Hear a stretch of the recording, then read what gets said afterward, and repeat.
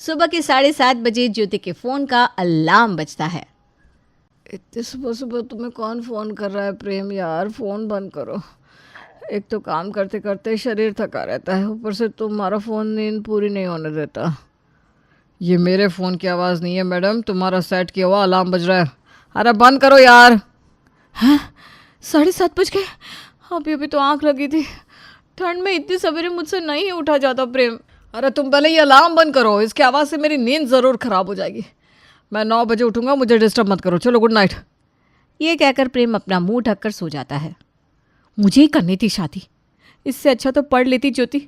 शादी के पहले कैसे कहते थे तुम्हें पानी का एक गिलास तक उठाने नहीं दूंगा मैं, और यहाँ देखो इतनी ठंड में सुबह सुबह उठना पड़ रहा है मुझे, और ये बेशर्मों की तरह मुंह ढककर सो गए। यहाँ ज्योति ठंड से परेशान थी तो वहाँ निकिता भी कोई खुश नहीं थी। अपनी बीवी के पैर दबाते हुए निखिल उसे उठा रहा था। बाबू 8 बजने को आए, उठ जाओ ना प्लीज़, वरना बेकार में सभी को तुम में बुराइयां निकालने का मौका मिल जाएगा ना डार्लिंग। उठ रही हूँ बाबा, उठ रही हूँ, इतनी ठंड है निकल, थोड़ा सोने दो। मेरा बस चले तो मैं तुम्हें बिस्तर से नीचे पैर ही ना रखने दूँ, और खाना बनाकर अपने हाथों से खिलाऊँ बाबू को। पर ये जॉइंट फैमिली का घर है ना बाबू, अगर मैंने ये सब किया तो भैया भाभी क्या, मम्मी पापा और सारे रिश्तेदार सब एक साथ मुझ पर चढ़ जाएंगे और ताने देने लगेंगे। हम जॉइंट फैमिली के घर में रहते हैं ना, तो थोड़ा तो तुम्हें एडजस्ट करना पड़ेगा। एक बार मोटी रकम जमा कर लो, उसके बाद तुम्हारा निखिल पूरी तरह तुम्हारा।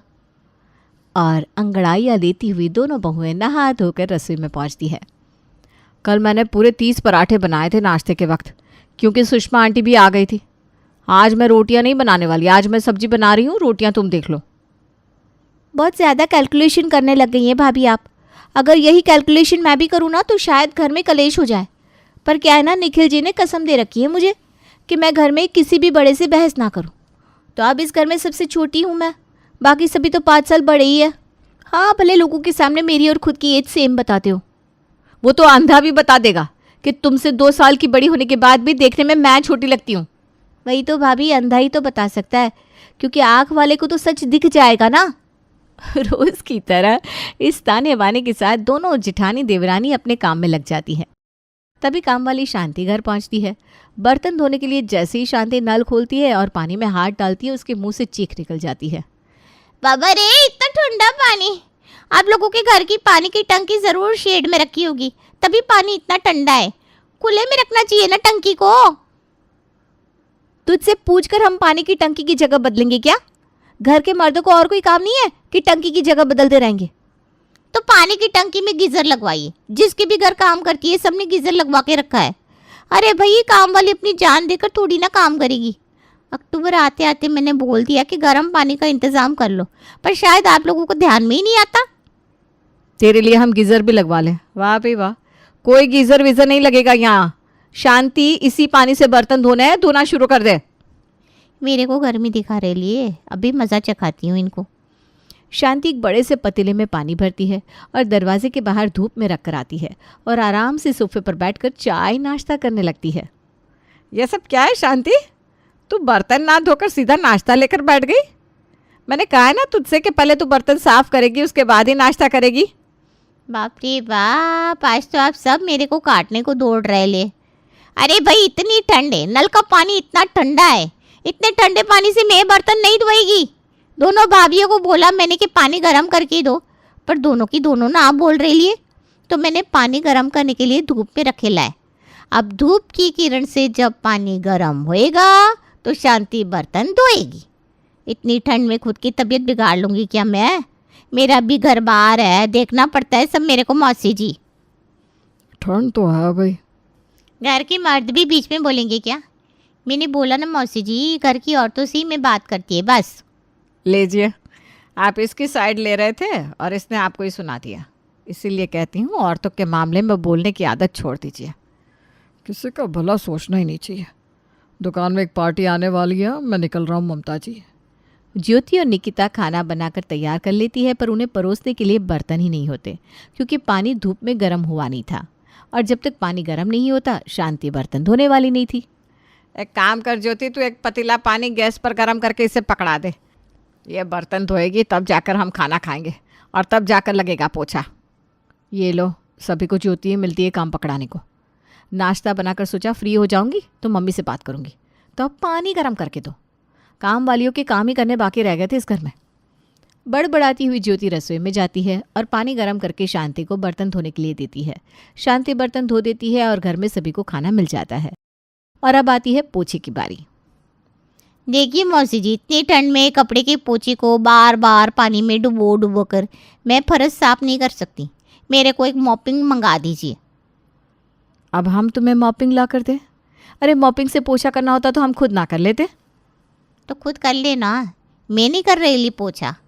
पता नहीं कहाँ जाएंगे पैसे लेकर। ये कहकर शांति पोछा ज्योति के हाथ में रखकर चली जाती है।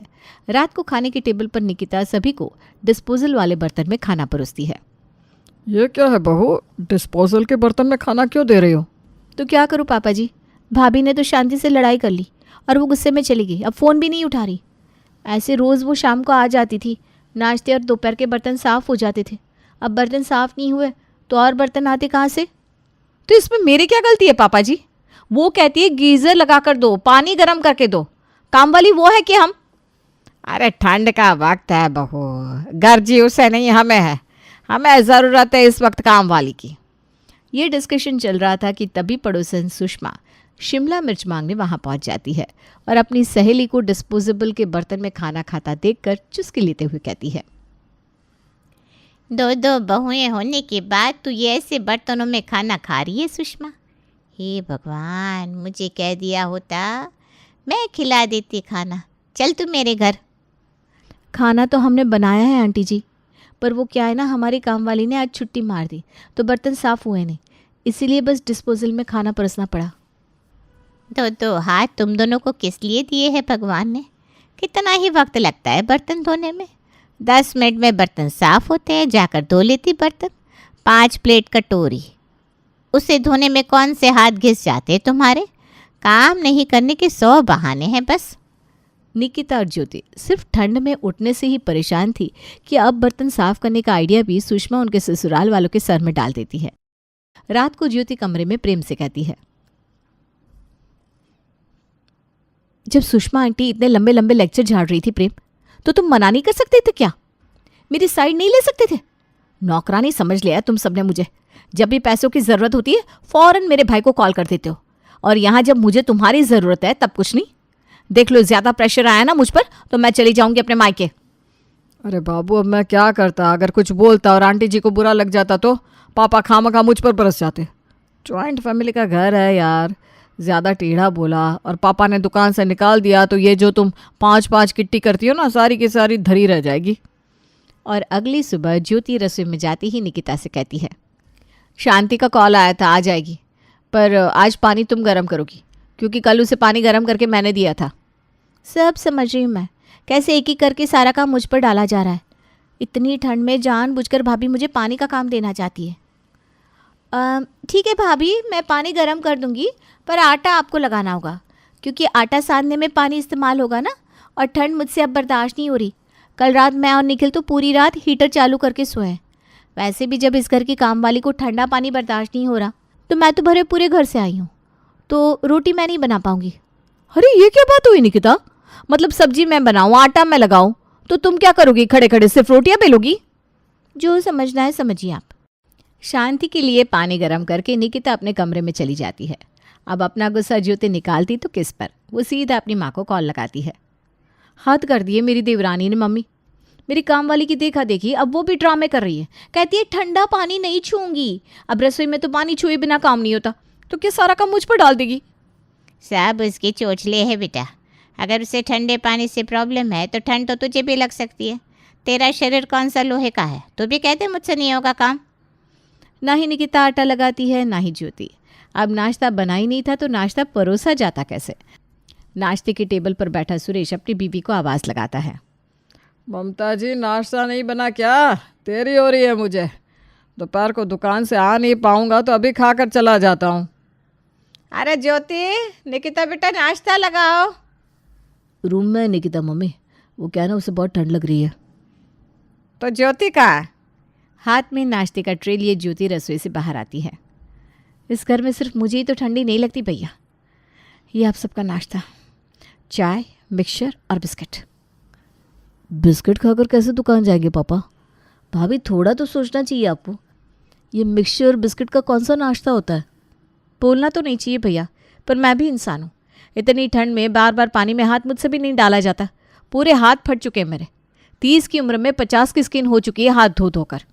ऊपर से मम्मी जी का तो नियम है, अगर प्याज काटो तो हाथ धो फिर ही कहीं लगाओ। जहाँ प्याज कटा उस जगह को साफ करो।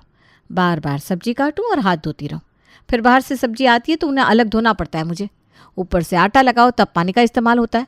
ना करते भी सारे काम में पानी छूना ही पड़ता है। मैं तो सब कुछ फिर भी कैसे भी मैनेज कर रही हूँ। पर आज निकिता ने कह दिया कि वो ठंड में पानी नहीं छुएगी, तो मैं अकेले कितना ही करती। रोटी उसने बनाई नहीं तो सब्जी बनाकर मैं करती भी क्या, इसलिए ये नाश्ता लेकर आ गई। सब्जियां धोने के लिए शांति को कह दो ना ज्योति, वो हर रोज तो पोछा लगाती भी नहीं है तो यही कर देगी। शांति एक एक्स्ट्रा काम नहीं करेगी भैया, और ठंड की मौसम में तो बिल्कुल भी नहीं। मैं तो ये कहने वाली थी कि 2 वक्त के बदले अब में एक ही वक्त आने वाली है। अरे ठीक है, मैं ये चाय बिस्किट ही खाकर जा रहा हूँ, बाद में बात करते हैं इस बारे में। सुबह सुबह घर का माहौल तो ख़राब मत करो आप लोग। अब रसोई में ठंडे पानी को छूने को तैयार नहीं था कोई, तो रोटियां बनती कैसे। दोपहर में बिना चावल भिगोए निकिता कुकर में चावल बनाकर रख देती है। चावल बना दिया है भाभी मैंने, अब आप देख लीजिए कौन सी सब्जी बनानी है आपको। 2 दिन बाद मुझे अपनी फ्रेंड के फंक्शन में जाना है। ऐसे फटे हुए हाथ लेकर जाऊंगी क्या मैं भी ठंड में पानी नहीं छूने वाली बाबा। जिसे सब्जी खानी होगी वो खुद बना ले। वैसे भी मेरा प्रेम तो कुछ भी खा लेता है। ये सब्जी के नाटक तो देवर जी की ही थे। उनकी फिक्र आप मत कीजिए भाभी, उनको मैं देख लूंगी। दाल को बिना भिगोए ज्योति भी कुकर में दाल को सीटी लगा देती। दोपहर को तीनों बाप बेटे दुकान से वापस लौटते हैं। ये दाल चावल बनाया है तुम दोनों ने, हैं? मिलकर? अरे ये तो मैं अकेले ही बना देती। ये क्या ड्रामा लगा रखा है तुम दोनों ने। सुबह शांति थी तो कुछ कहा नहीं मैंने, पर ये रोज़ रोज़ नहीं चलेगा, समझी दोनों। अब मेरा निखिल कैसे खाना खाएगा, उसे तो सब्जी खाने की आदत है। मुझे पता था घर आते ही यही ड्रामा सुनने मिलेगा मम्मी, इसीलिए मैं रेस्टोरेंट से अपनी सब्जी लेते आया। जाओ निकिता, इस सब्जी को डाल कर ले आओ। अब जॉइंट फैमिली के परिवार में कुछ आएगा तो मिलेगा सबको ही ना। निकिता अपना दिमाग लगाकर अपने पति को सब्जी लाने को कह देती है, पर वो सब्जी निखिल को ही नसीब नहीं होती। किसी काम का नहीं है निखिल, पहले अपने प्लेट में सब्जी डाल लेनी चाहिए थी। खा गए ना सारी सब्जी जेठ जी। रात को फिर दोनों देवरानी जेठानी चावल और दाल ही चढ़ा देती है, क्योंकि बस एक यही खाना था जिसमें ठंडे पानी को छूना नहीं पड़ रहा था। परेशान होकर ममता कहती है, सब्जियों को मैं ही धो देती हूँ बाबा, कम से कम घर के लोग भूखे तो ना मरे। सब्जियों को लेकर ममता धोने के बाद काटने बैठ जाती है। तभी उसकी बेटी किरण का फ़ोन आता है। क्या कर रही हो मम्मी? यही सब्जियाँ काट रही हूँ बेटा। वो क्या है ना, तेरी भाभी रसोई के ठंडे पानी को छूना नहीं चाह रही। कभी कभी मुझे समझ में नहीं आता 60 की उम्र मेरी है या इन दोनों की। सुबह रोटियाँ बनाई और अभी सब्जी की तैयारी कर रही हूँ। क्या सोचा है मम्मी, जीने की इच्छा ख़त्म हो गई है क्या तुम में? अरे ये क्या बोल रही है तू? जिंदगी भर तो दुख देखते निकल गया, अब सुख आया है तो क्यों मर जाऊं? अपने नाती पोतियों का मुंह देखे बिना कैसे मर जाऊंगी मैं? जीना है भाई मुझे। तो इतनी ठंडी में अगर बार बार तुम ठंडे पानी को छुओगी तो गठिया की प्रॉब्लम नहीं हो जाएगी क्या तुम्हें? जब बिस्तर से उठ नहीं पाओगी तब ये दोनों बहुएं कोई काम नहीं आएंगी। इनकी तो मदद करने की सोचो ही मत। मैं सब समझ रही हूँ, एक एक करके ये सारा प्रेशर तुम पर डाल रही है, ताकि या तो घर में एक खाना बनाने वाली आ जाए या सारा काम तुम खुद पर ले लो। उनके जाल में ना आकर इन्हें ठीक करने की सोचो। अगली सुबह ममता सभी के सामने कहती है, किरण लंदन जा रही है। दामाद जी को 4 टिकटें मिली है लंदन जाने की, तो ये ठहरे 2 लोग। तो मुझे कह रही थी मम्मी तुम और पापा भी चलो। अब मैं इस उम्र में कहाँ लंदन घूमूंगी। वही ना मम्मी जी, और लंदन में तो बहुत ठंड पड़ती है, आपकी तो तबीयत बिगड़ जाएगी। टिकट बर्बाद ना हो इसलिए मैं और निखिल चले जाते हैं। अगर आपको याद हो मम्मी जी, तो पिछले साल आप लोगों के साथ पुरी का ट्रिप निकिता और निखिल ने किया था। उस वक्त मैं और प्रेम घर पर रहे थे, तो उस हिसाब से इस बार हमारा जाना बनता है। ज्योति बिल्कुल ठीक कर रही है मम्मी। और वैसे भी जब ठंडे पानी की बात बोलकर तुम्हारी छोटी बहू ने तुम्हें नाश्ता भी नहीं दिया था, तो कम से कम उस वक्त ज्योति चाय और बिस्किट तो लेकर आई थी सबके लिए। अब अगर कोई तुम्हारे लिए कुछ कर रहा है तो तुम्हें भी उसके लिए कुछ करना चाहिए ना। कमरे से प्रेम अपनी माँ का फ़ोन लाकर उसके हाथ में रख देता है। दीदी को फ़ोन करके कह दीजिए ना मम्मी जी कि मैं और प्रेम जाएंगे लंदन। बोलना तो नहीं चाहिए मम्मी, पर याद है जब तुम्हारे पैर में फ्रैक्चर हो गया था, कैसे दिन रात निकिता तुम्हारी सेवा में लगी रहती थी। वो तो है बेटा, तुम दोनों की बात सही है, पर लंदन में कितनी ठंड होती है। मेरी नाजुक बहुएं कैसे बर्दाश्त कर पाएगी वो ठंड। मैं तो कह रही हूँ तुम दोनों भाई होकर आओ लंदन। ये क्या बात हुई मम्मी जी, मैं क्यों नहीं बर्दाश्त कर पाऊंगी लंदन की ठंड। हनीमून पर मनाली गई थी, मैं भूल गई क्या आप? शादी के पहले तो लोग कहते थे मैं बर्फ़ की देवी हूँ, आइस बेबी। मुझे तो हमेशा से बर्फ़ खाने की आदत रही है, ये तो प्रेम भी जानते हैं। इतनी ठंड में हर रात को आइसक्रीम मंगाती हूँ प्रेम से। क्यों प्रेम? अरे नास पीटियों, इतने ठंडे शहर में तुम दोनों जा सकती हो, आइसक्रीम और बर्फ़ खा सकती हो, पर रसोई में ठंडे पानी से खाना नहीं बना सकती। खाना तो तुम दोनों ही बनाओगी और कोई नहीं जा रहा लंदन। ये बात मैंने झूठ कही थी तुम दोनों का सच बाहर निकालने के लिए। देख रहे हैं ना आप, इन दोनों लड़कों को प्रॉपर्टी बांटने वाले थे आप। निकिता और ज्योति अपने ही बनाए जाल में फंस जाती है और ठंडे पानी की रसोई उन्हें बनानी ही पड़ती है। हाथ में थैली, गले पर गमछा टांगे, पसीना पोंछते पोंछते विष्णु अपने घर आता है। अरे बाप रे बाप, इस बार की गर्मी तो जान लेकर ही मानेगी। अरे सुषमा जी, थैली तो पकड़िए। इतनी धूप में बाहर जाने की क्या ज़रूरत थी पापा जी, चलिए कमरे में बैठिए, मैं एसी ऑन कर देती हूँ।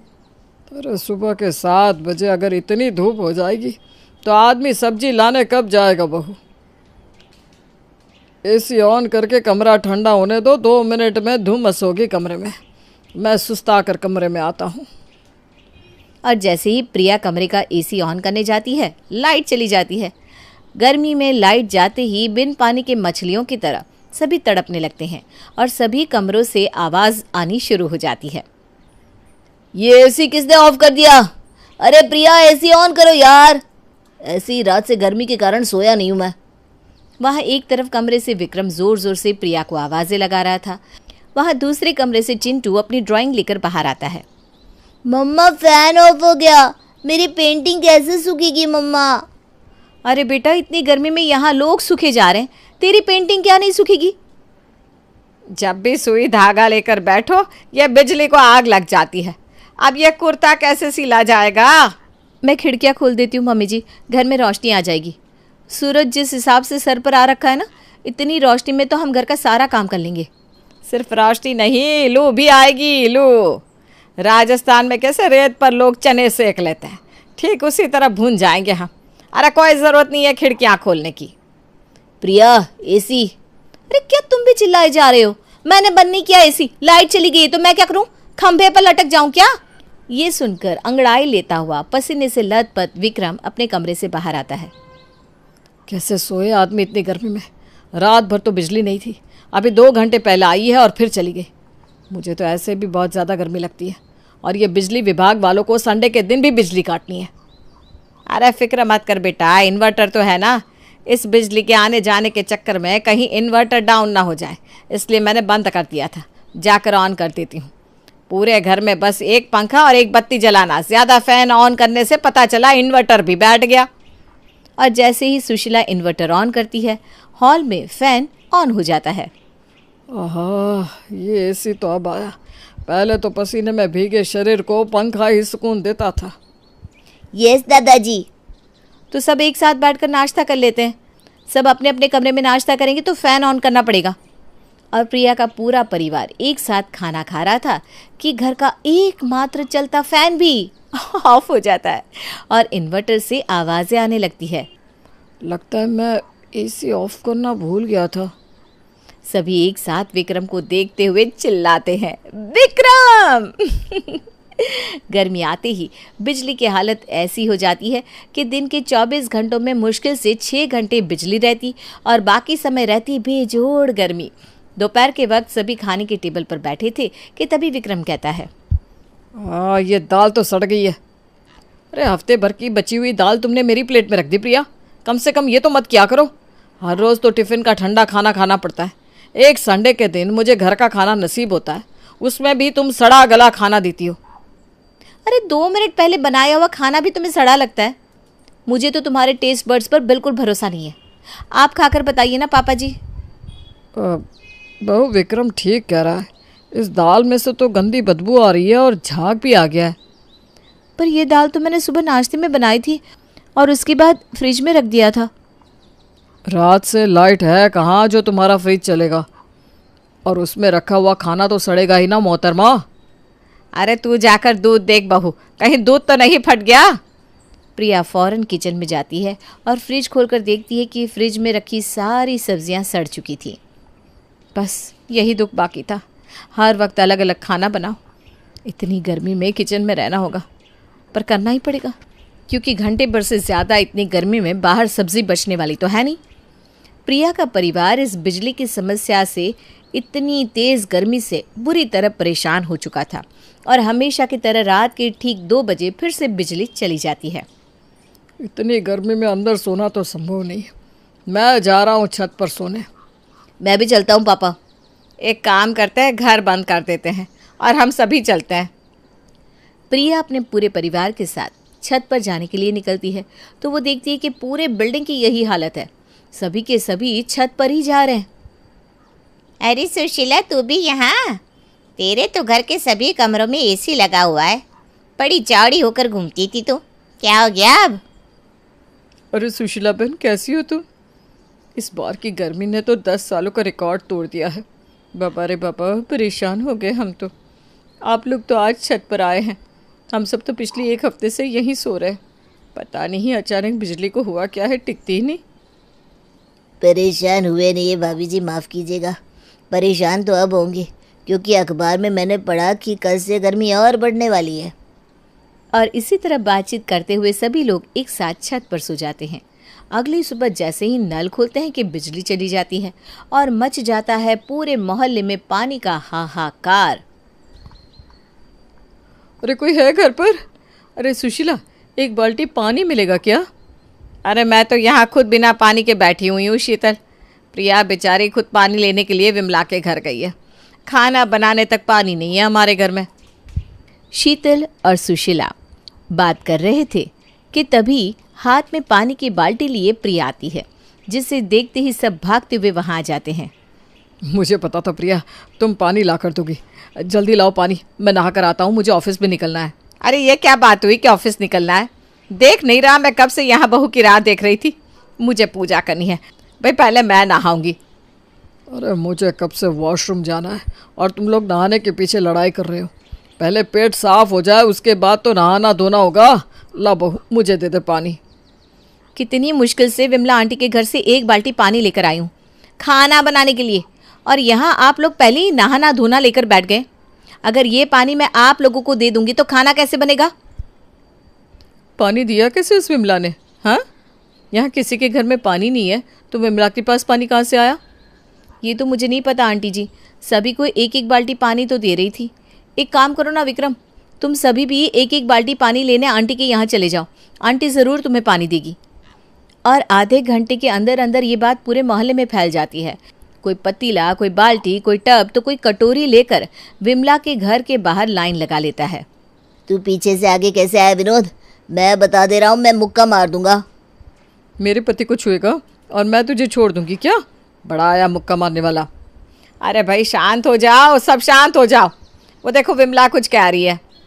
एक तो आप लोगों ने अपने घर पर पानी बचा कर नहीं रखा, यहाँ मैं आप सबको पानी दे रही हूँ तो आप लोग लड़ाई कर रहे हैं। फ्री में पानी मिलना बंद। ये क्या विमला, क्या तुमने घर को आश्रम बना रखा है? इनको पानी देना ही है तो अपने नए फार्म हाउस पर बुला कर दो, घर पर ये लाइन लगवाने की ज़रूरत नहीं है।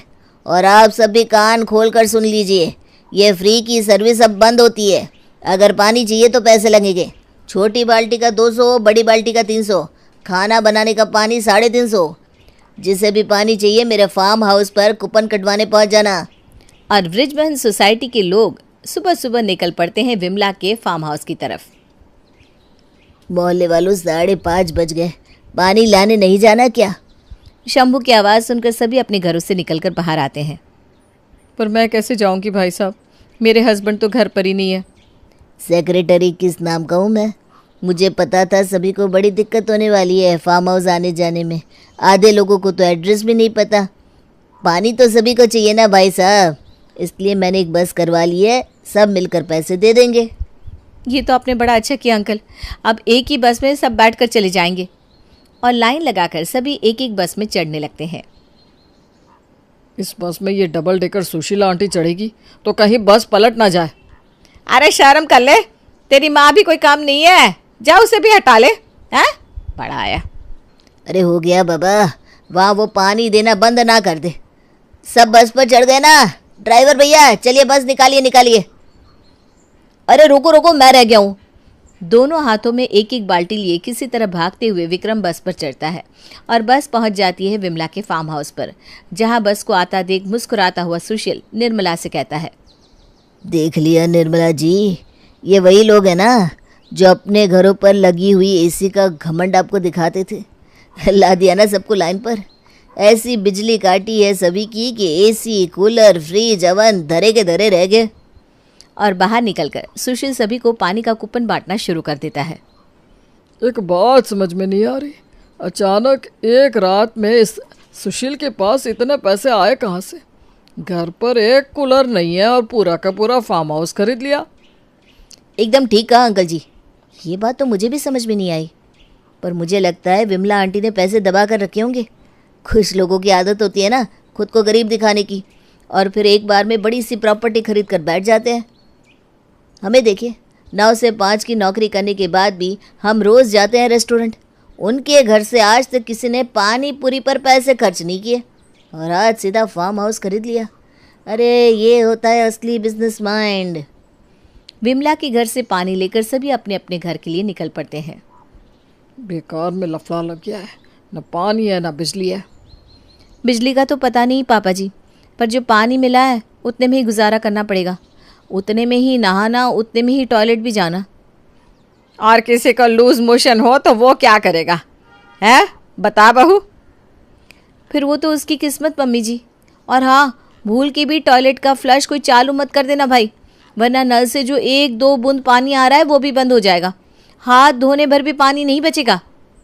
दोपहर में लाइट ना होने के कारण कोई न्यूज़पेपर लेकर तो कोई हैंड फैन लेकर खुद को हवा दे रहा था। तभी रसोई से प्रिया खाना बनाकर लाती है और सभी के सामने परोसती है। मम्मा मुझे ये सब नहीं खाना, आज तो आप पाव भाजी बनाने वाले थे ना।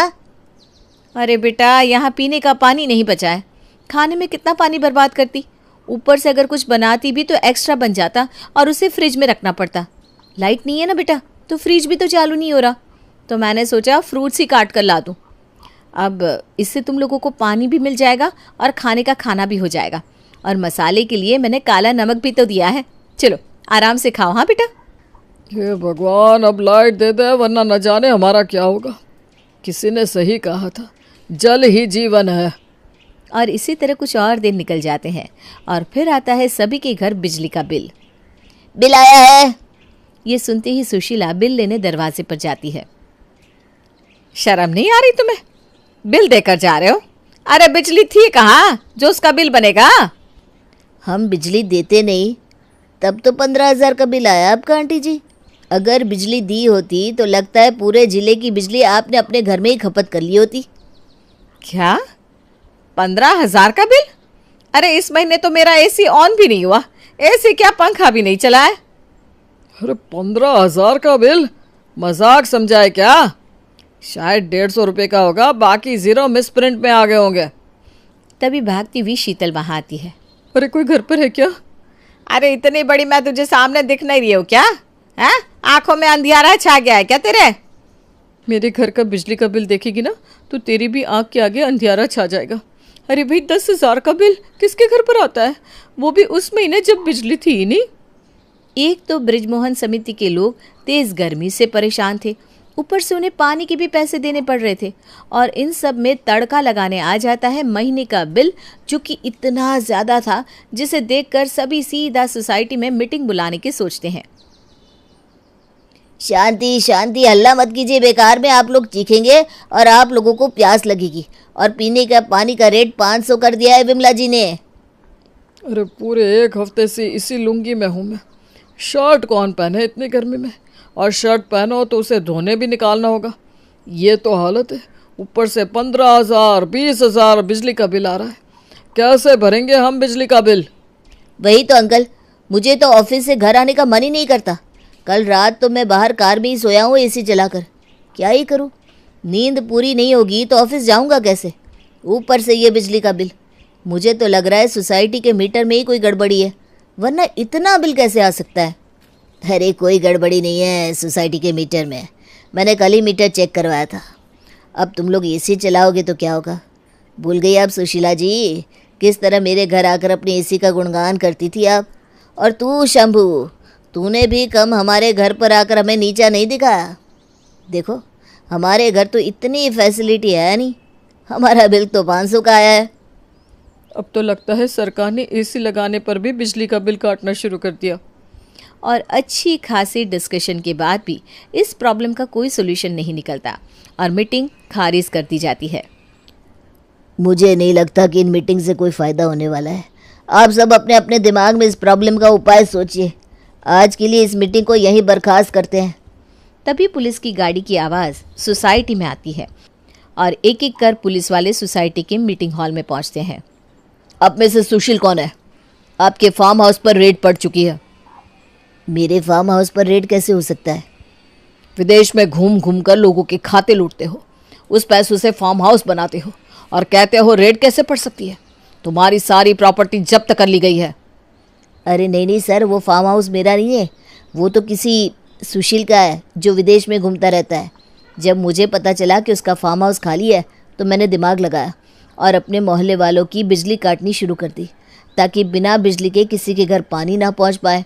और फिर मैंने उसके फार्म हाउस से लोगों को पानी देना शुरू किया और अच्छा खासा पैसा कमा लिया। आपको चाहिए तो मेरे पानी से कमाए हुए पैसे वापस ले लीजिए, पर मुझे इन चीज़ों में मत फंसाइए साहब। ये लो प्रिया, हो गया बत्ती गुल होने का प्रॉब्लम सॉल्व। डरिए मत सुशील जी, मैं कोई पुलिस वाला नहीं हूँ। मुझे तो यहाँ प्रिया ने बुलाया था, मैं तो एक थिएटर आर्टिस्ट हूँ। ये सब तूने क्यों किया सुशील? तो ये करते भी क्या, आप सब मिलकर हमारा मजाक उड़ाते थे। ये सब सुन सुनकर इनका मन एक दिन भर आया और हमने तुम सब से बदला लेने की सोची और ऐसा कर दिया। आपके कारण हम सबको बहुत प्रॉब्लम हुई है आंटी, पर गलती हम सबकी भी है, इसीलिए बिना किसी को ब्लेम किए हमें इस टॉपिक से आगे बढ़ना चाहिए। पर हाँ, सबके एक्स्ट्रा बिजली का बिल तो आपको ही भरना होगा, वरना नैना मैं तेरे बिना नहीं रह सकता, तेरे पे मैं मरता हूँ।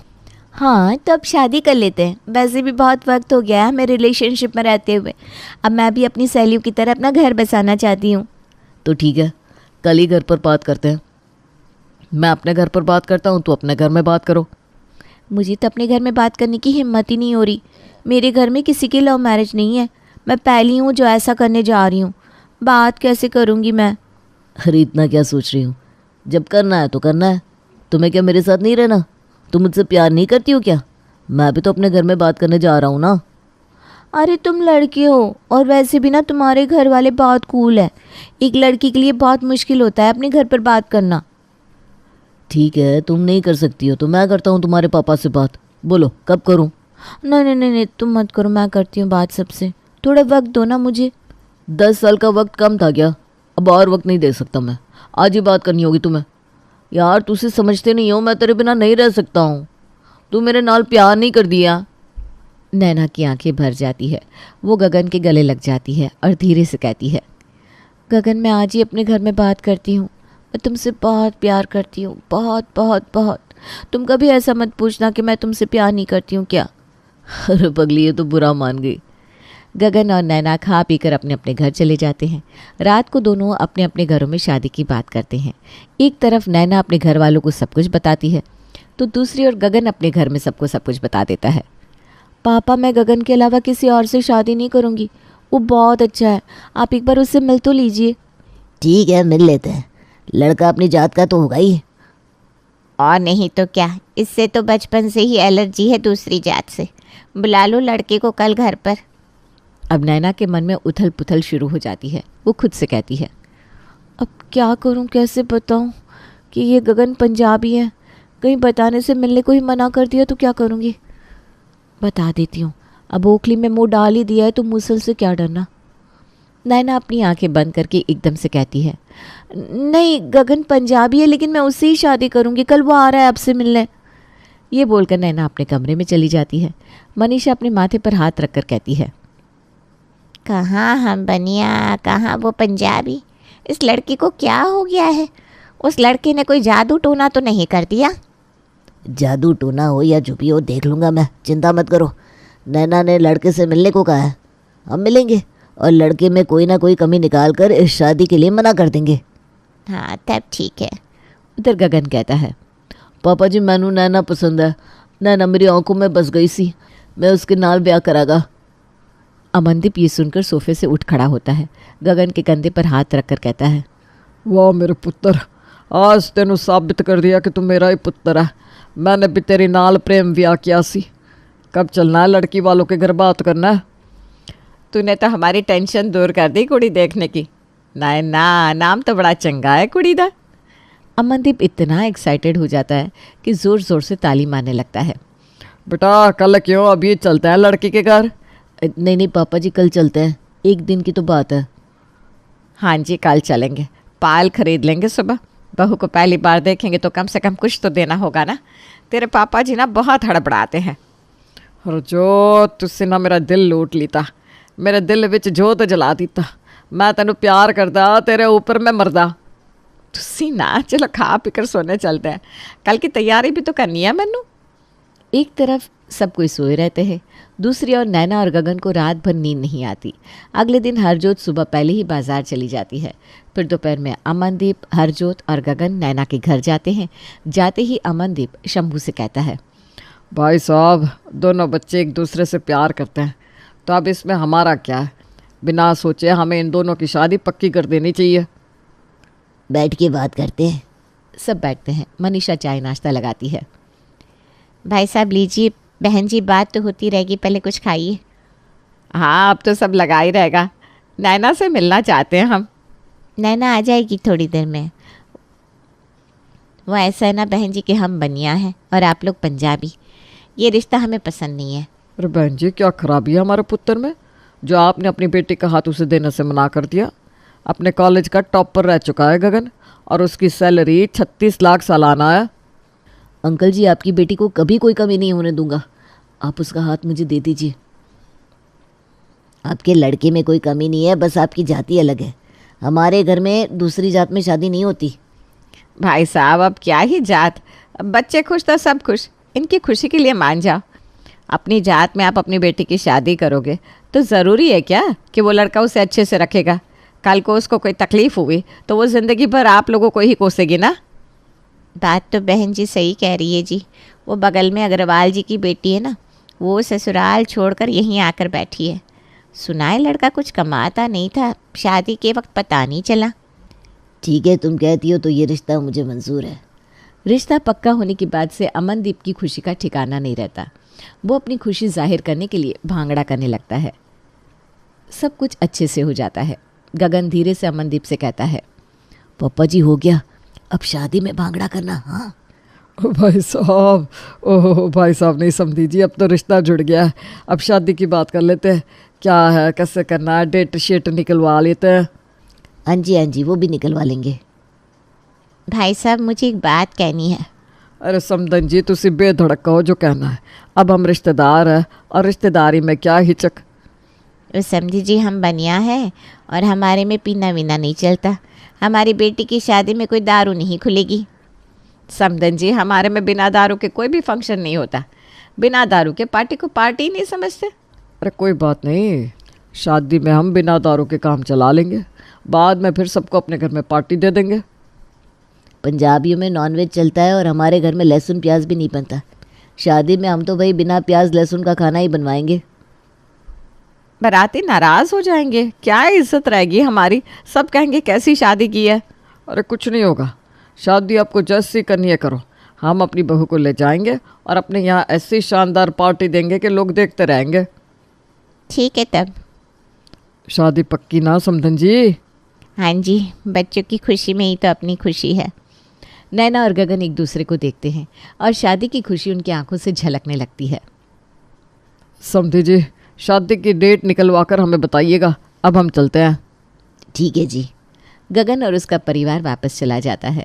अब एक एक करके गगन और नैना के घर वाले अपने रिश्तेदार और दोस्त यार को शादी के बारे में बताते हैं। मनीषा की बहन को जैसे ही पता चलता है कि नैना की शादी किसी पंजाबी लड़के से हो रही है तो वो कहती है, अब क्या यही देखना बाकी रह गया है? अब पंजाबियों की खातिरदारी करनी पड़ेगी। बहुत गलत जगह हाथ रखा है तुमने मनीषा। ये पंजाबी लोग खाते पीते हैं, शादी में पीकर तमाशा करेंगे।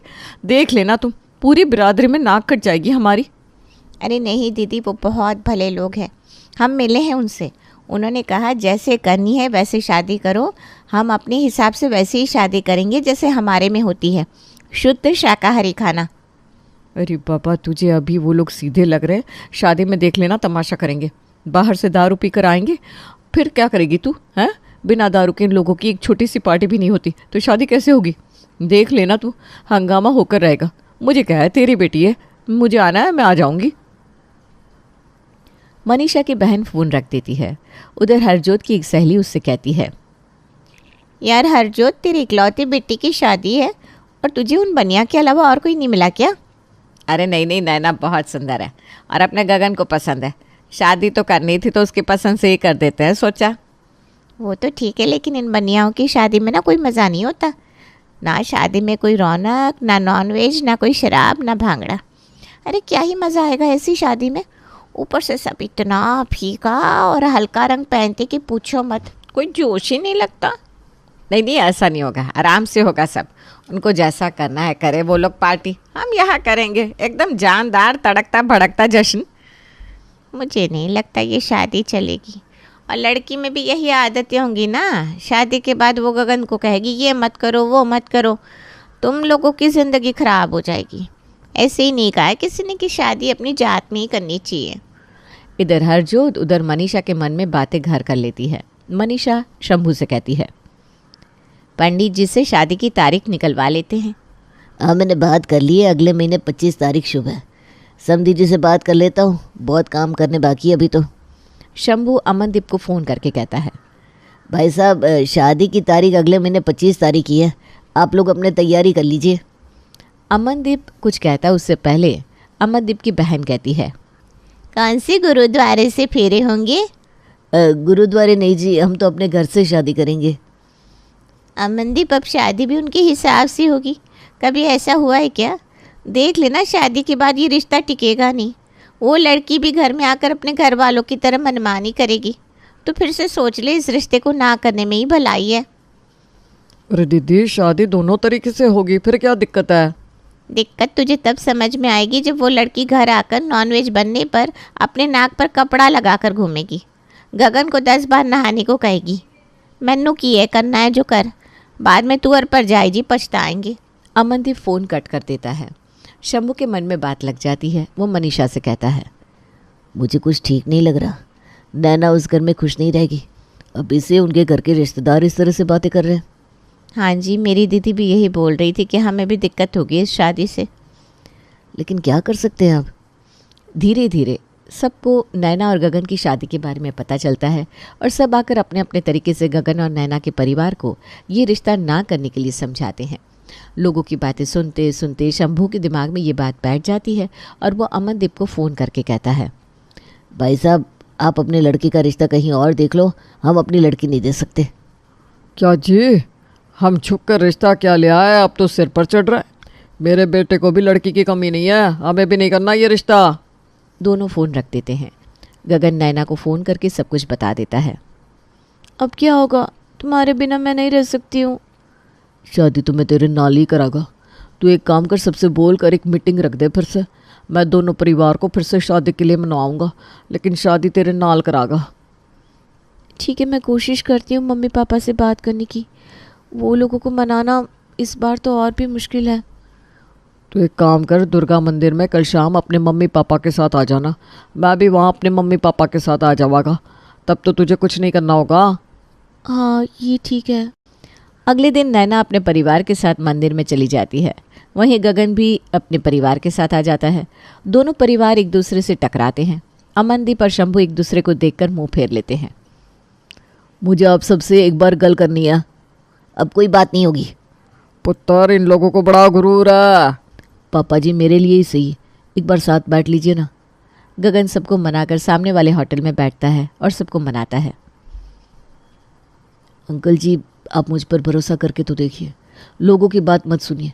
शादी के बाद ऐसी कोई भी दिक्कत नहीं होगी नैना को। उसे जैसा खाना है, जैसा पहनना है, वो वैसा ही करेगी। हम पिछले 7 साल से इस रिलेशनशिप में हैं, साथ में घूमते फिरते खाते पीते हैं, लेकिन आज तक तो कोई दिक्कत नहीं हुई। नैना मेरे बिना नहीं रह सकती। एक बार लोगों की नहीं, अपनी बेटी की सोच कर देखिए। शंभू बहुत देर चुप रहने के बाद कहता है, ठीक है, शादी की तैयारी करो, लेकिन अगर मेरी बेटी को कोई तकलीफ हुई ना तो जान ले लूँगा मैं तेरी। दोनों परिवार शादी की तैयारियों में लग जाता है। इधर गगन महीने भर पहले ही शादी के कार्ड बंटवा देता है ताकि शादी कैंसिल होने का कोई चांस ही ना रहे। दिन बीतने लगते हैं, सब अपना अपना काम कर रहे होते हैं और जिन लोगों को कार्ड मिला था शादी का वो बातें बनाते हैं कि ये शादी टिकेगी नहीं। इसी तरह शादी का दिन आ जाता है। गगन और उसका परिवार बारात लेकर नैना के घर पहुंच जाता है। गगन को देखकर शंभू का भाई कहता है, अभी भी मौका है, इस शादी को तोड़ दे वरना तो बहुत पछताएगा। पूरे बाराती मुझे तो टुल लग रहा है। मैं कहा रही है लड़की के मुंह से। नहीं भैया, लड़का नहीं पीता है। जैसे तैसे सारे रस्म रिवाज करके गगन मंडप तक पहुंचता है और एक लंबी सांस लेता है। अब बस शादी हो जाए, सुकून ही सुकून मिलेगा। नैना दुल्हन के जोड़े में मंडप पर आती है। नैना को आता देखकर उसका ताऊ कहता है, रुक जा नैना, ये शादी नहीं हो सकती। लड़का मुझे एक ज़रा पसंद नहीं है। कैसे रहेगी इन लोगों के साथ तू? सब कितना भड़कीला पहन कर आए हैं। एक बार फिर से सोच ले बेटा, मत कर ये शादी। यहाँ तक आने के बाद भी मुझे सोचना पड़ेगा शादी के लिए? नहीं ताऊ जी, मैं ये शादी करूँगी। गगन और नैना की शादी हो जाती है। शादी के बाद नैना गगन के घर पहुंचती है। नैना का बहुत अच्छे से स्वागत होता है, जैसा उसने कभी सोचा भी नहीं था। बहू, तुझे जैसा रहना है तो रहना, कोई प्रेशर नहीं है तुझ पर। अच्छा, आज जल्दी सो जाना, कल यहाँ एक पार्टी है। जी मम्मी जी। नैना सो जाती है और आराम से अगले दिन उठती है। फिर नहा धोकर तैयार हो जाती है। बहू, आज कोई काम नहीं करना तुझे, शाम को पार्लर वाली तुझे तैयार कर देगी। मम्मी जी, पार्टी में नॉनवेज होगा ना, मैं नहीं खा पाऊँगी। अरे बहू, नॉनवेज का अरेंजमेंट दूसरे फ्लोर पर किया है हमने, तुझे कोई दिक्कत नहीं होगी। और आज से हमारे घर में भी नॉनवेज बनना बंद हो गया है। थैंक यू सो मच पापा जी एंड मम्मी जी। नैना नाश्ता करती है, जो कि बिल्कुल उसके घर की तरह ही होता है। शाम को नैना तैयार होकर पार्टी में जाती है, जहां उसे मुंह दिखाई में बहुत सारे तोहफे मिलते हैं और खाना भी उसकी पसंद का होता है। पार्टी में शंभू और मनीषा भी आते हैं। सबको देखने के बाद शंभू मनीषा से कहता है, गगन ने ठीक कहा था, कोई कमी नहीं होने देगा अपनी बच्ची को। वही तो, हम झूठ में लोगों की बातों में आ रहे थे। अपनी बच्ची खुश है और क्या चाहिए हमें। ज़्यादा खुश मत हो, अभी एक दिन हुआ है। ये सब दिखावा करने में तो पंजाबी लोग माहिर होते हैं। ऐसे ही नहीं अपनी बच्ची को फंसाया है। किसी रोज़ घर जाकर देखना, तब समझ में आएगा। वरना अपनी नैना तो इतनी भोली है कि खुद से कुछ कहेगी भी नहीं किसी से। वैसे भी पग फेरे के लिए उसे लाने तो जाना ही होगा, और ये बात समधन जी और समधी जी को पता नहीं है। पार्टी अच्छे से हो जाती है और अगले दिन शंभू और उसका भाई नैना को लेने अमरदीप के घर पहुंच जाते हैं। समधी जी, आइए आइए, बैठे बैठे। हरजोत, खाने पीने का इंतज़ाम करो, पहली बार समधी जी घर आए हैं। आ रही हूँ। हरजोत चाय नाश्ता लेकर आती है। समधन जी, मैं नैना को पग फेरे के लिए लेने आया हूँ, उसे ज़रा बुला दीजिए। वो तो सो रही है, कल थकी हुई थी ना। पता होता तो हम पार्टी अगले दिन ही रख लेते। नहीं जी, ऐसी बात नहीं है। ठीक है, फिर हम चलते हैं। वो उठ जाए तो बता दीजिएगा, हम लेने आ जाएंगे। समधी जी, आप क्यों तकलीफ़ करते हैं बार बार? गगन बहू को छोड़ देगा। ठीक है जी, हम चलते हैं। शंभू और उसका भाई वहाँ से वापस आ जाते हैं। रास्ते में शंभू अपने भाई से कहता है, भैया, अब तो यकीन हुआ कि हमारी बेटी खुश है। हाँ भाई, हमने जैसा सोचा था वैसे तो कोई दिक्कत है नहीं यार। नैना अपने ससुराल में एकदम आराम से एडजस्ट हो जाती है और सब कुछ सही से चलने लगता है। माँ, बहुत भूख लग रही है, जल्दी से खाना दे दो ना, आज मैं बहुत थक गई हूँ। तू तो रोज़ ही थक जाती है। मुझे तो समझ में नहीं आता, जब तुझे इतनी ही थकान होती है तो तू नौकरी छोड़ क्यों नहीं देती। वैसे भी अब तेरी शादी की उम्र हो गई है। क्या माँ, शादी के बाद तो वैसे ही मेरी नौकरी छूट जाएगी। पता नहीं कहाँ मेरा ससुराल होगा। शादी से पहले थोड़ा बहुत कमा तो लेने दो। अच्छा ठीक है मेरी माँ, तुझे जितना शादी से पहले कमाना है कमा ले। थैंक यू मेरी बात समझने के लिए। मेरी प्यारी मॉम, जल्दी से खाना लगा दो ना, बहुत तेज़ की नींद आ रही है और वैसे भी मुझे सोना भी है। तेरा तो रोज़ का ही है, ऑफिस से आओ, खाओ और सो जाओ, फिर सुबह उठो और ऑफिस चले जाओ। माँ के लिए तो समय ही नहीं है। रुक, अभी लाती हूँ तेरा खाना। इतना बोलकर राधा की माँ राधा के लिए खाना लेकर आती है और आधा खाना खाकर 9 बजते ही राधा सो जाती है। राधा का पूरा परिवार भी जल्दी सो जाता है। अब इसी तरह से कुछ दिन बीत जाते हैं। राधा के लिए विजय नाम की एक बहुत ही अच्छी लड़की का रिश्ता आता है। राधा, मुझे तो ये लड़का बहुत पसंद है, एक बार तू अपनी मंजूरी दे दे। अगर तुझे लड़का पसंद है तो शादी कर देंगे। माँ, जब घर में सबको लड़का पसंद है तो फिर मुझे क्या एतराज़ होगा? और वैसे भी लड़के में कमी तो है नहीं, अच्छा पैसा कमाता है, सुंदर है, छोटी फैमिली है, और क्या चाहिए? सच कहूँ तो माँ, ये मेरे सपनों का राजकुमार है। राधा की बातें सुनकर राधा की माँ को बहुत हंसी आती है। अब इस तरह से कुछ दिन और बीत जाते हैं और बहुत जल्द राधा की शादी विजय से हो जाती है। विजय से शादी करने के बाद राधा अपने ससुराल जाती है, जहाँ वो अपने ससुराल वालों का बहुत अच्छे से ख्याल रखती है। पर राधा को किसी ने ये सिखाया ही नहीं था कि ससुराल में किस तरह से रहना होता है। राधा जितने अच्छे से अपने घर वालों का ख्याल रखती है, उतने ही अच्छे से अपना भी ख्याल रखती थी। रात के 9 बजते ही राधा रानी सो जाती।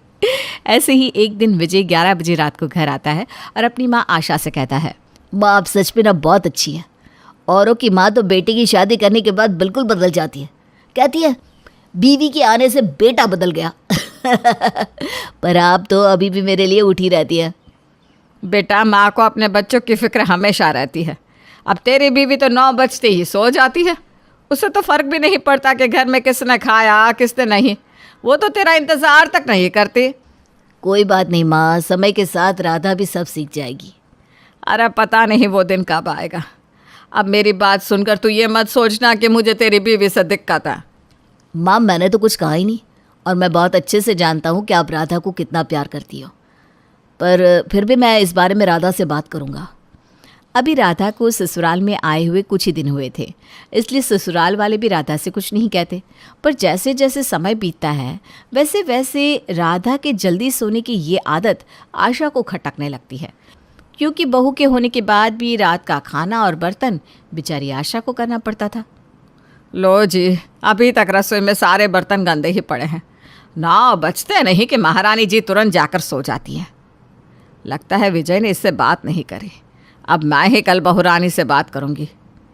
राधा के जल्दी सोने की वजह से रोज़ रोज़ आशा को ही रात के बर्तन धोने पड़ रहे थे, जिस वजह से वो अगली सुबह राधा से इस बारे में बात करती है।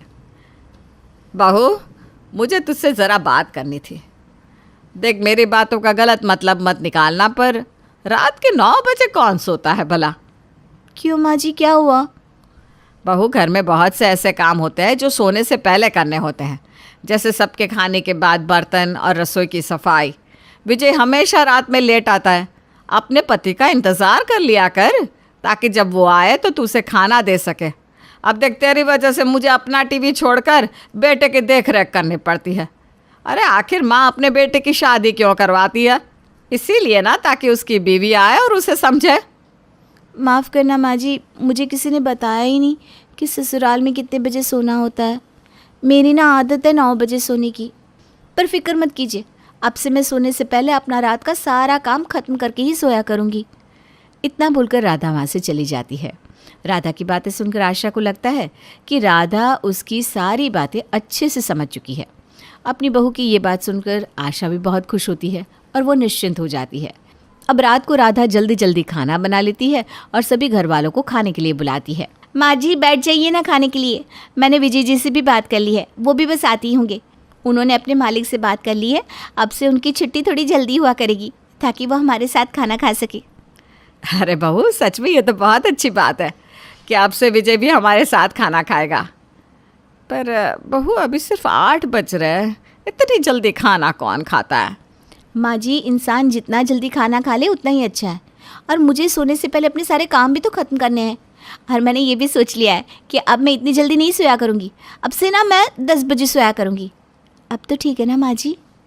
राधा इतनी मासूमियत के साथ अपनी बात अपनी सास के सामने रखती है कि आशा कुछ नहीं कह पाती और चुपचाप खाना खाने लगती है। कुछ देर बाद विजय आता है और राधा विजय के साथ खाना खाकर रात का सारा काम खत्म कर लेती है और सोने से पहले अपनी सास को दूध और दवाई देकर कहती है, माँ जी अब आपको चिंता करने की ज़रूरत नहीं है, मैं सोने से पहले सारा काम कर लूँगी। और मैंने सारा काम कर भी लिया है। देखिए 9:30 बज चुके हैं, आपकी दवाई का समय हो गया है ना। डॉक्टर हमेशा आपसे कहते हैं कि 9:30 बजे दवाई खा लीजिए, पर आप मानती नहीं और रात के 12 बजे खाती हैं। लेकिन आज आपको मेरे सामने दवाई खानी है ताकि मैं आराम से सोने के लिए जा सकूं। क्या अभी दवाई? अरे पर अभी कुछ देर पहले तो मैंने खाना खाया है, मेरा पेट भरा हुआ है, दवाई किस पेट से खाओ? माँ जी दवाई पेट से नहीं मुंह से खानी है। चलिए चलिए नाटक मत कीजिए, दवाई लीजिए चलिए। इतना बोलकर राधा ज़बरदस्ती अपनी सास को दवाई खिला देती है और खुद सोने के लिए चली जाती है। आज आशा ने इतनी जल्दी खाना खा लिया था और दवाई भी ले ली थी कि उसको रात लंबी लग रही थी, इसलिए वो अपना टाइम पास करने के लिए टीवी देखने लगती है। आज कितने दिनों बाद ये सीरियल देख रही हूँ, वरना इस वक्त तो खाने के लिए बैठती थी। चलो जल्दी खाना खाने से मैं भी फ्री हो गई और अपना फेवरेट सीरियल सही समय पर देख पा रही हूँ। जहाँ आशा आराम से टीवी देख रही थी वहाँ टीवी की आवाज़ से राधा को सोने में दिक्कत हो रही थी। ये देखकर राधा विजय से कहती है, विजय जी माँ को कहिए ना टीवी की आवाज़ थोड़ी कम कर ले, मुझे नींद नहीं आ रही। आप जानते ना मुझे जल्दी उठना भी है क्योंकि आपके ऑफिस का टाइम चेंज हो गया है। राधा, ऑफिस का टाइम भी तो मैंने तुम्हारे कहने पर चेंज करवाया, वरना मैं तो आराम से जाता था, आराम से आता था। हाँ हाँ मैं सब जानती हूँ, अब ज़रा माँ जी से बोले ना कि टीवी की आवाज़ कम करे ताकि मैं सो सकूँ। राधा के कहने पर विजय अपनी माँ से बात करता है और टीवी की आवाज़ कम करवाकर खुद भी सोने के लिए आ जाता है। समय यूं ही गुजरता है और समय के साथ अब राधा के ससुराल वालों को भी राधा की तरह जल्दी उठने की, खाने की, सोने की आदत हो जाती है। ये सब कुछ आशा को अच्छा नहीं लगता। अब ऐसे ही एक दिन आशा की दोस्त उससे मिलने के लिए घर आती है, जहाँ दोनों सहेलियाँ बैठकर अपनी बहू की बातें करती हैं। अरे सुलेखा बहन, तेरी तो किस्मत अच्छी थी जो तुझे इतनी अच्छी बहू मिल गई। मेरी जैसी बहू तो भगवान किसी को ना दे। क्या हुआ आशा बहन, तुम ऐसा क्यों बोल रही हो? तुम्हारी बहू कुछ काम नहीं करती क्या? अरे नहीं बहन, काम तो वो समय से पहले करके रख देती है, पर उसके घर वालों ने सिखाया ही नहीं कि सोना कब होता है। अरे 10 बजते ही रात को सो जाती है। उसकी वजह से मैं टीवी भी नहीं देख पाती और उसकी वजह से अब मुझे भी जल्दी सोना पड़ता है। जब से मेरे घर में बहू आई है ना, तब से मुझे दवाई भी जल्दी लेनी पड़ रही है। मेरी बहू को तो देख कर लगता है कि डॉक्टर ही घर में आ गया है। सही कहते हैं लोग, बहू अच्छी मिल जाए तो भी सास को दिक्कत और बुरी मिल जाए तो भी दिक्कत। अरे सुलेखा बहन, बहू जल्दी सो जाती है, जल्दी उठ जाती है, इस चीज़ से तुम्हें दिक्कत हो रही है, जबकि तुम्हारी बहू की इस आदत ने तो तुम्हारी बीमारी को कंट्रोल में कर लिया। वो कैसे? और इसमें अच्छा क्या है? आशा, जब तुम समय से खाना खाती हो, दवाई खाती हो और अपनी नींद पूरी कर लेती हो, जिस वजह से तुम्हें डॉक्टर के पास जाना नहीं पड़ रहा, बहू के जल्दी सोने की वजह से तुम्हारी आंखों पर अब जोर नहीं पड़ रहा टीवी देख देख कर, और तुम्हारी बहू के जल्दी सोने की वजह से तुम्हारा बेटा भी अब समय पर घर आने लगा है, और तुम हो कि इस तरह की बातें कर रही हो। तुम्हारी बहू के जल्दी सोने की आदत ने तुम्हारे घर के कलेश को भी ख़त्म कर दिया है। सब कुछ कितना अच्छा और ठीक हो चुका है। हाँ सुलेखा, तो बिल्कुल सही कह रही है। मैंने कभी इस नज़र से देखा ही नहीं। बस बहू के जल्दी सोने की आदत की वजह से मेरी आदतों में बदलाव आ गया, और इन सब के बारे में ही मैं सोचती रहती थी कि मैं बहू की वजह से रात भर टीवी नहीं देख पा रही हूँ, और इसलिए अपना गुस्सा बहू के ऊपर निकाल रही थी, जबकि बहू के आने के बाद कितना कुछ बदल गया है। यही तो मैं तुझे समझा रही थी आशा। देख, बहू के जल्दी सोने की वजह से कितने फ़ायदे हैं, और वैसे भी गांव में जाएगी ना तो तू खुद देखेगी कि वहाँ के लोग कितनी जल्दी सोते हैं, उठते हैं और खाते हैं। ये तो शहर में आकर इंसान शहरी बन गया है। सुलेखा की बातें सुनकर आशा को महसूस होता है कि जल्दी सोने की वजह से उन्हें कितने फ़ायदे हो रहे हैं, जिसके बाद फिर कभी आशा अपनी बहू से कोई शिकायत नहीं करती, और अब खुद भी अपनी बहू की तरह सब कुछ समय पर करती है। अपनी सास का बदला रूप देखकर राधा की भी खुशी बढ़ जाती है, क्योंकि अब उसे किसी को अपनी बात समझानी जो नहीं पड़ती।